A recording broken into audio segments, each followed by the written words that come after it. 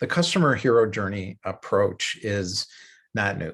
It goes back actually thousands of years, not in business and using it on places like LinkedIn, but in terms of the way people spoke about each other and to each other in all cultures. I think the anchoring principle for it really comes from Carl Jung and maybe Joseph Campbell.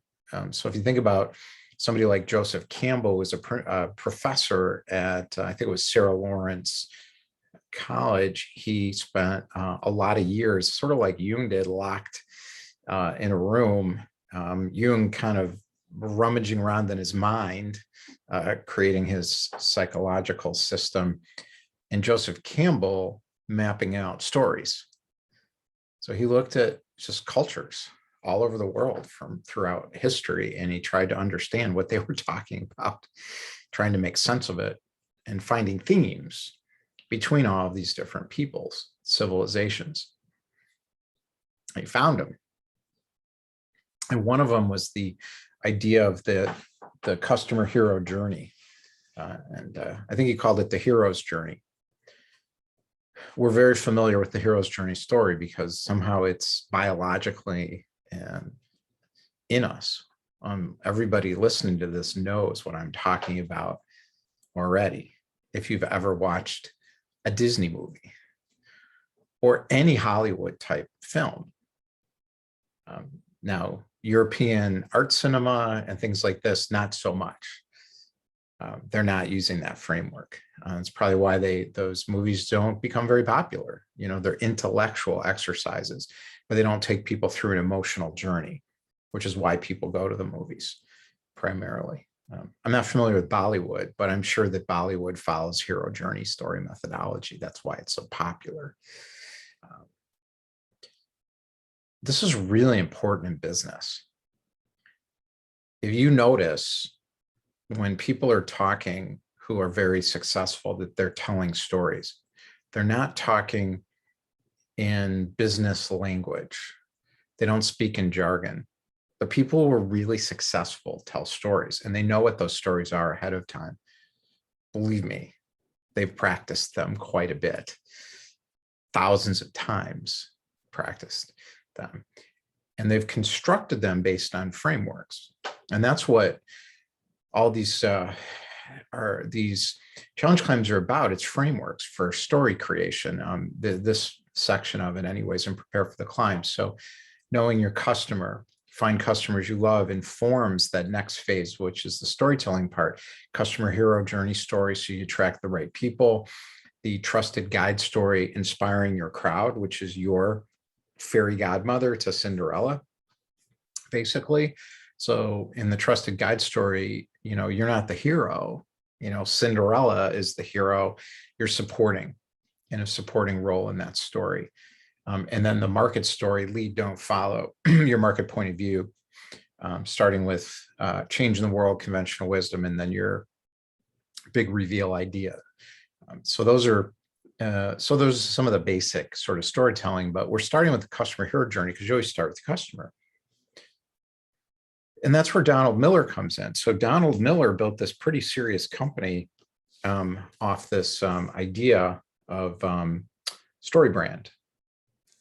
So building a story brand is what this book's about. And then he franchises out or licenses these ideas to independent consultants who work with companies on storytelling, and they're marketing oriented. So from my understanding, what most of them are doing is they're taking these ideas, they're refining them and honing them, and then they're turning them into marketing systems, landing pages and website and conversion and, you know, lead magnets, you know, all that kind of stuff. I've worked through a lot of storytelling approaches. So obviously I learned about Joseph Campbell. I read some of the Hollywood kind of stuff. I did some work with Donald Miller's company. I took storytelling business of story course with Park Howell. It was a good podcast, Business of Story. Spent a lot of time on Russell Brunson's Epiphany Bridge story methodology. It's all really good, all really good. but it didn't work for me, none of it, because I had trouble following all the methodologies. So I created my own, and that's the challenge climb modules here. But what I want to do is call out some of the underlying experts that are really deeper experts than I'll ever be in storytelling. I found a method and a framework that works for me that was easier to do. And that's what I'm kind of presenting. If you want to get a lot deeper, you might want to look up some of these people and sort of take their courses or hire consultants who are expert in, like Donald Miller's methodology.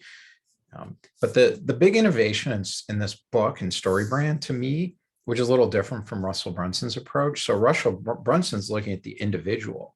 So he's saying that that individual is going to take you on their epiphany journey across the bridge. So instead of telling you what's the other side of the bridge, they're going to come over on your side and they're going to hold your hand and they're going to walk you over the bridge and explain how they did it, how they got from this side to that side, take you with them. That makes a lot of sense. Donald Miller's taking it in a different direction. So he's saying, I'm going to start with the customer and construct a story around the customer as the hero. But they're all doing it in the same way, in a way, because they're all using Joseph Campbell's fundamental methodology, and they credit him, in doing that. And every single one of them talks about Star Wars all the time. So I use Star Wars in our course as an example, because most people know the movie, and even if you don't, it's easy to understand, the story, and it's such a classic approach. But there's all kinds of other things. But this is a good methodology. It's an excellent book, and it's a secret weapon, or was. I'm not sure it's so secret anymore. I think when Donald Miller came out with this book, it was a revelation. I mean, he was early, and like many things, it gets socialized pretty quickly, and then a lot of people start doing it, and then it hits more of a majority of people, becomes less powerful. And sometimes it doesn't work at all. But in this case, I think it still works. Storytelling, I mean, as a secret weapon. And it's not a secret anymore. It's still a weapon that's very effective. I think it's effective because only the really top people are doing it. I think most people aren't. When I listen to most people communicate and I ask them what they do, or I'm talking to them a little bit longer, and I don't hear any stories. I hear stuff I don't understand. Now, I understand the words. What I don't understand is why I care. So that's what I mean. So when Warren Buffett talks about, not buying a company because he doesn't understand it or doesn't understand the business, Warren Buffett understands the business. He understands. He just doesn't get it, meaning think it's something that's important or makes any sense to him, because there's a fundamental principle missing in that company. And I think this is the same thing. So when people are telling me I'm a consultant and I do this and I have this approach and I'm better and I'm different because I do this, I hear this all the time. I have this unique thing. It's amazing. It's so amazing. We do these incredible things. Everybody loves it. I just saved somebody $5 million and I made him 50 million, and it's incredible what we're doing. I'm just like, I just don't even listen after a while. Now there's a part of me, that reptile brain part, that is swayed by this. So there's a persuasive emotional connection to somebody who tells you this with confidence. You kind of want to believe them. But at the same time, it's very limited in its effectiveness. But that confidence and that ability to persuade by just talking at somebody is not completely to be dismissed. I don't think the top level people are really doing that. Some of the people who are making a ton of money but are kind of committing fraud and malpractice are certainly effectively doing it.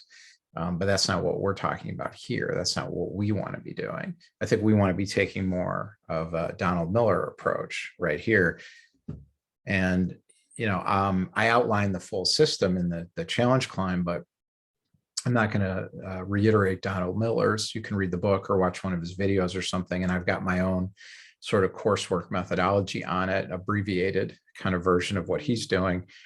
I don't claim to be Donald Miller around storytelling, but what I do is effective. I mean, it was good enough, definitely good enough for me, and it'll help you kind of up your game.